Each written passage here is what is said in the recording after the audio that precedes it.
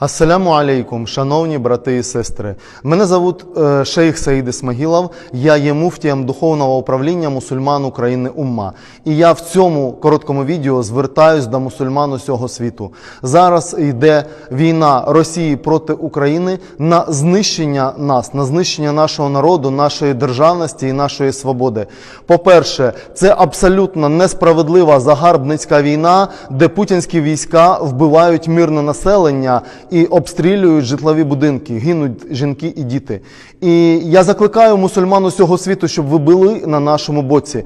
Підтримуйте Україну, підтримуйте коштами, підтримуйте інформаційно, підтримуйте військовими. Зробіть все, щоб ми зупинили і перемогли путінську Росію, щоб Україна постала як свободна держава, де іслам є шанованою релігією, де в нас є нечувані права і свободи, де мусульмани України абсолютно вільно сповідують іслам і є органічною частиною нашої країни. На відміну від російських загарбників, де мусульманам не можна ніщо, де мусульмани – це второсортні люди, до яких держава і до яких суспільство ставиться з неповагою. А ми – європейська, розвинута країна, а мусульмани України – це частина України. І тому я закликаю мусульман усього світу бути на нашому боці, підтримувати і надавати допомогу Україні усім, чим ви можете нам допомогти. І інформацією, і молитвами, і грошами, і забезпеченням, і всім, що у вас є. Я закликаю вас заради Всевишнього Аллаха